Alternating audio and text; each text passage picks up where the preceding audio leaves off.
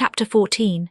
As soon as I had perused this epistle, I went to the master, and informed him that his sister had arrived at the Heights, and sent me a letter expressing her sorrow for Mrs. Linton's situation and her ardent desire to see him, with a wish that he would transmit to her as early as possible some token of forgiveness by me. "Forgiveness," said Linton. "I have nothing to forgive her, Ellen. You may call at Wuthering Heights this afternoon if you like, and say that I am not angry, but I'm sorry to have lost her, especially as I can never think she'll be happy. It is out of the question my going to see her, however. We are eternally divided, and should she really wish to oblige me, let her persuade the villain she has married to leave the country." "And you won't write her a little note, sir?" I asked imploringly. "No," he answered, "it is needless. My communication with Heathcliff's family shall be as sparing as his with mine. It shall not exist." Mr. Edgar's coldness depressed me exceedingly, and all the way from the Grange I puzzled my brains how to put more heart into what he said when I repeated it, and how to soften his refusal of even a few lines to Consul Isabella. I dare say she had been on the watch for me since morning. I saw her looking through the lattice as I came up the garden causeway, and I nodded to her. But she drew back, as if afraid of being observed. I entered without knocking. There never was such a dreary, dismal scene as the formerly cheerful house presented. I must confess that if I had been in the young lady's place, I would at least have swept the hearth and wiped the tables with a duster. But she already partook of the pervading spirit of neglect which encompassed her. Her pretty face was wan and listless, her hair uncurled, some locks hanging lankly down and some carelessly twisted round her head. Probably she had not touched her dress since yester evening. Hindley was not there. Mr. Heathcliff sat at a table, turning over some papers in his pocket-book, but he rose when I appeared, asked me how I did, quite friendly, and offered me a chair. He was the only thing there that seemed decent, and I thought he never looked better. So much had circumstances altered their positions that he would certainly have struck a stranger as a born and bred gentleman. And his wife as a thorough little slattern. She came forward eagerly to greet me, and held out one hand to take the expected letter. I shook my head. She wouldn't understand the hint, but followed me to a sideboard where I went to lay my bonnet, and importuned me in a whisper to give her directly what I had brought. Heathcliff guessed the meaning of her manoeuvres and said, "If you have got anything for Isabella, as no doubt you have, Nelly, give it to her. You needn't make a secret of it." "We have no secrets between us." "Oh, I have nothing," I replied, thinking it best to speak the truth at once. "My master bid me tell his sister that she must not expect either a letter or a visit from him at present. He sends his love, ma'am, and his wishes for your happiness, and his pardon for the grief you have occasioned. But he thinks that after this time his household and the household here should drop into communication, as nothing could come of keeping it up." "Mrs. Heathcliff's lip quivered slightly, and she returned to her seat in the window. Her husband took his stand on the hearthstone near me, and began to put questions concerning Catherine. I told him as much as I thought proper of her illness, and he extorted from me by cross-examination most of the facts connected with its origin. I blamed her, as she deserved, for bringing it all on herself, and ended by hoping that he would follow Mr. Linton's example and avoid future interference with his family, for good or evil. "Mrs. Linton is now just recovering," I said. "She'll never be like she was, but her life is spared. And if you really have a regard for her, you'll shun crossing her way again. Nay, you'll move out of this country entirely, and that you may not regret it, I'll inform you Catherine Linton is as different now from your old friend Catherine Earnshaw, as that young lady is different from me. Her appearance is changed greatly, her character much more so, and the person who is compelled of necessity to be her companion will only sustain his affection hereafter by the remembrance of what she once was, by common humanity and a sense of duty." "That is quite possible," remarked Heathcliff, forcing himself to seem calm. "Quite possible that your master should have nothing but common humanity and a sense of duty to fall back upon. But do you imagine that I shall leave Catherine to his duty and humanity? And can you compare my feelings respecting Catherine to his? Before you leave this house, I must exact a promise from you that you'll get me an interview with her. Consent or refuse, I will see her. What do you say?" "I say, Mr. Heathcliff," I replied, "you must not, you never shall, through my means. Another encounter between you and the master would kill her altogether." "With your aid that may be avoided," he continued.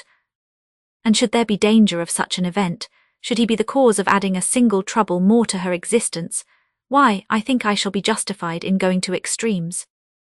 I wish you had sincerity enough to tell me whether Catherine would suffer greatly from his loss, the fear that she would restrains me, and there you see the distinction between our feelings.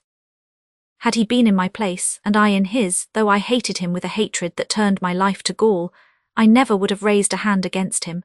You may look incredulous if you please.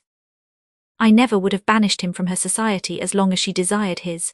The moment her regard ceased, I would have torn his heart out and drunk his blood.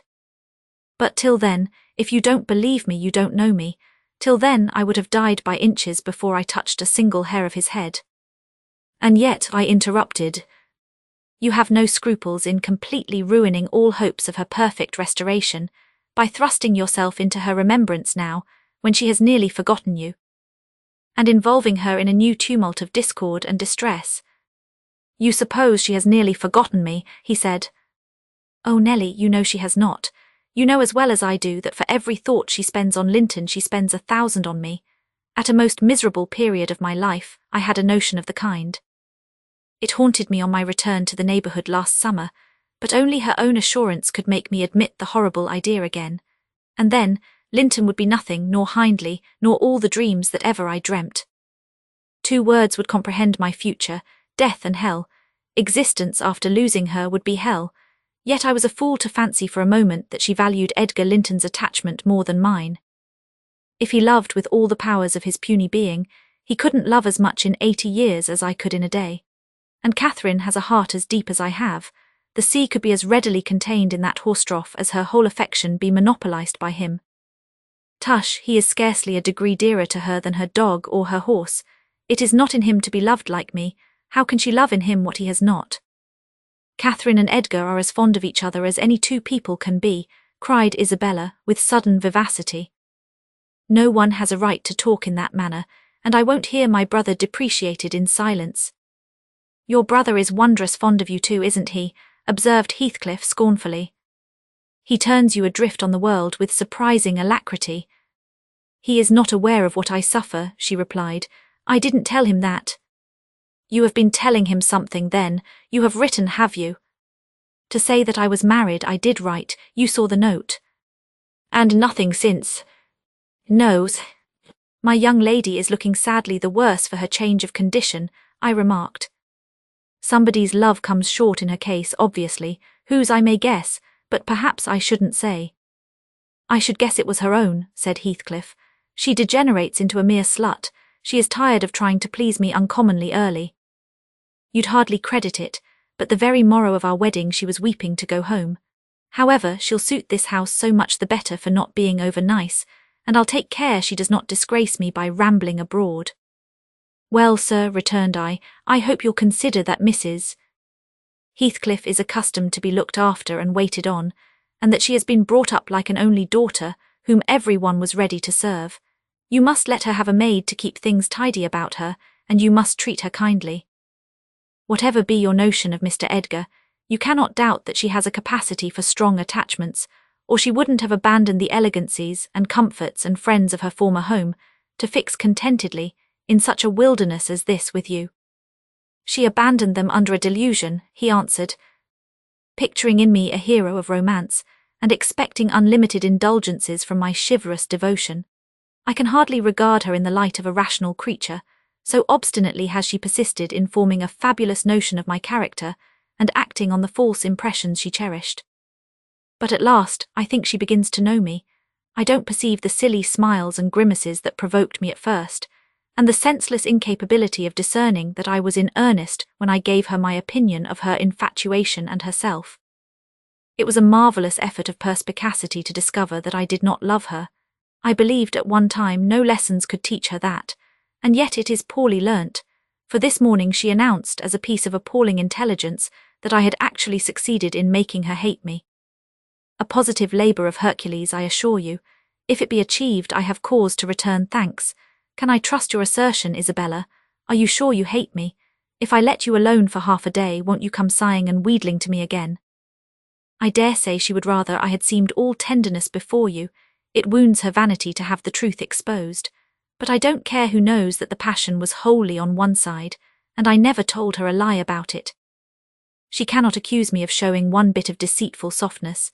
The first thing she saw me do on coming out of the Grange was to hang up her little dog, and when she pleaded for it, the first words I uttered were a wish that I had the hanging of every being belonging to her, except one. Possibly she took that exception for herself, but no brutality disgusted her. I suppose she has an innate admiration of it, if only her precious person were secure from injury.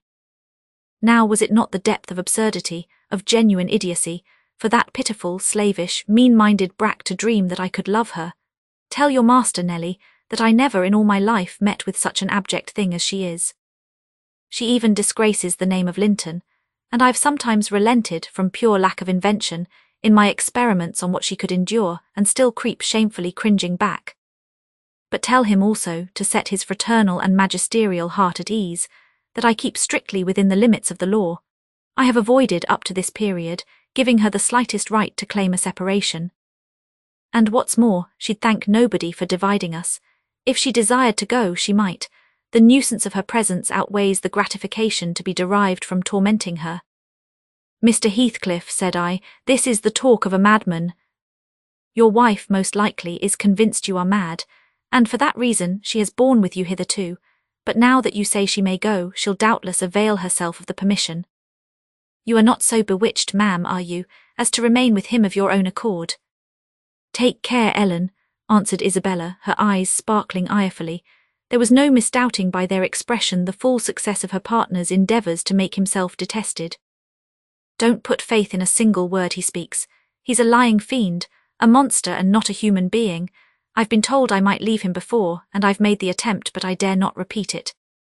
Only, Ellen, promise you'll not mention a syllable of his infamous conversation to my brother or Catherine. Whatever he may pretend, he wishes to provoke Edgar to desperation. He says he has married me on purpose to obtain power over him, and he shan't obtain it, I'll die first. I just hope, I pray, that he may forget his diabolical prudence and kill me.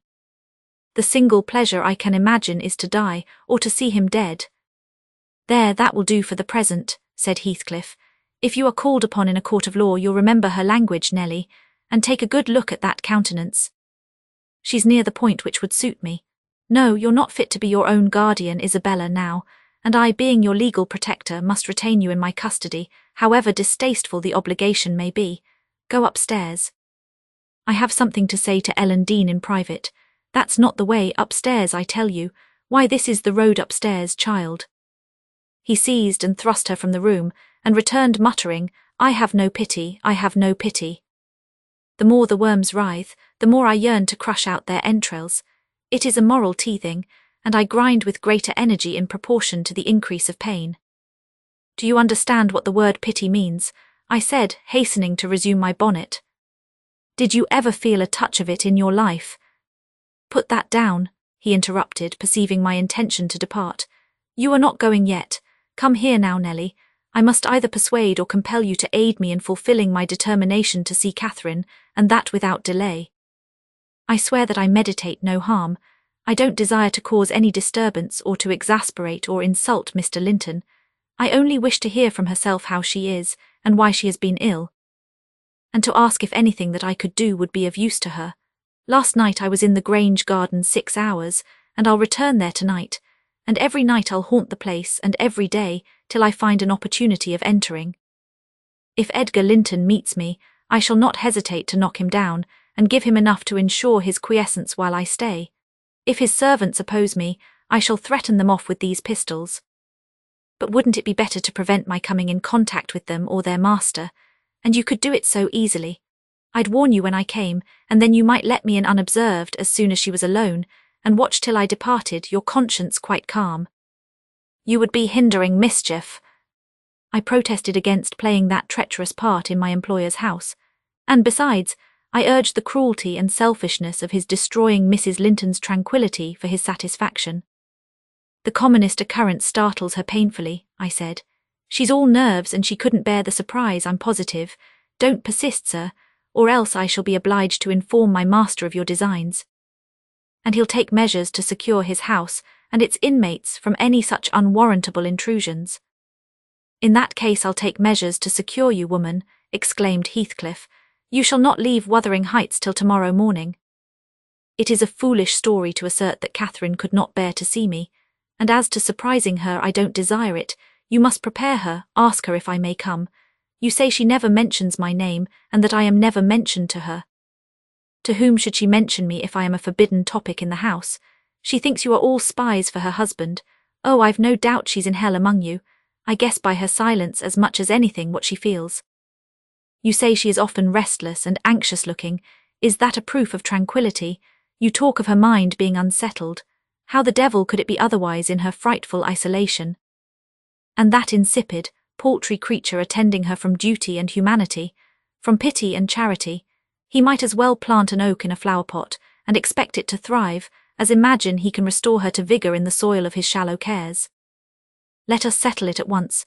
Will you stay here, and am I to fight my way to Catherine over Linton and his footman? Or will you be my friend as you have been hitherto and do what I request? Decide. Because there is no reason for my lingering another minute, if you persist in your stubborn ill nature. Well, Mr. Lockwood, I argued and complained, and flatly refused him 50 times, but in the long run he forced me to an agreement. I engaged to carry a letter from him to my mistress, and should she consent, I promised to let him have intelligence of Linton's next absence from home, when he might come, and get in as he was able. I wouldn't be there, and my fellow servants should be equally out of the way. Was it right or wrong? I fear it was wrong, though expedient. I thought I prevented another explosion by my compliance. And I thought, too, it might create a favourable crisis in Catherine's mental illness, and then I remembered Mr. Edgar's stern rebuke of my carrying tales, and I tried to smooth away all disquietude on the subject, by affirming, with frequent iteration, that betrayal of trust, if it merited so harsh an appellation, should be the last. Notwithstanding, my journey homeward was sadder than my journey thither, and many misgivings I had, ere I could prevail on myself to put the missive into Mrs. Linton's hand. But here is Kenneth. I'll go down and tell him how much better you are. My history is dree, as we say, and will serve to while away another morning. Dree and dreary, I reflected as the good woman descended to receive the doctor, and not exactly of the kind which I should have chosen to amuse me, but never mind, I'll extract wholesome medicines from Mrs. Dean's bitter herbs. And firstly, let me beware of the fascination that lurks in Catherine Heathcliff's brilliant eyes. I should be in a curious taking if I surrendered my heart to that young person, and the daughter turned out a second edition of the mother.